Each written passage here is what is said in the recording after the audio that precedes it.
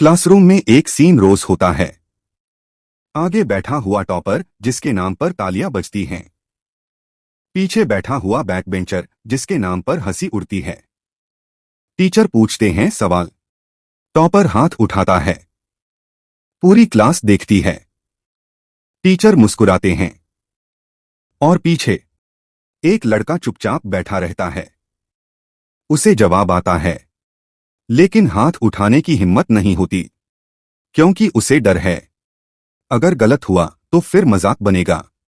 Topper के घर में खुशियां होती हैं। शाबाश बेटा, फिर से फर्स्ट आया। दीवारों पर सर्टिफिकेट लगते हैं। और बैक बेंचर के घर में सन्नाटा होता है। तू कुछ कर भी पाएगा या नहीं? ये सवाल हर दिन उसका पीछा करते हैं। कोई नहीं देखता कि वही बैक बेंचर रात को छत की तरफ देखकर सोचता है, काश कोई मुझ पर भी भरोसा करता।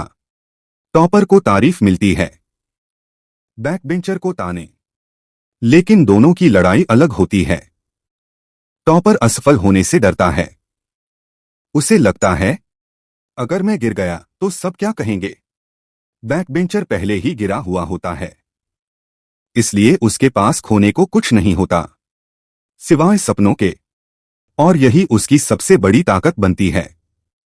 याद रखो, जिंदगी परीक्षा हॉल से बड़ी होती है। वहां न सीट देखी जाती है, न रोल नंबर। वहां देखा जाता है कौन अकेले में रोया, लेकिन अगली सुबह फिर खड़ा हुआ।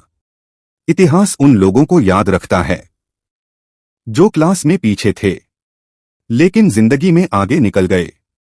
जो लोग कहते थे ये कुछ नहीं कर पाएगा, उन्हीं के सामने एक दिन वही बैक बेंचर मिसाल बनकर खड़ा होता है। लेकिन सुनो, हर बैक बेंचर सफल नहीं होता और हर टॉपर असफल नहीं होता।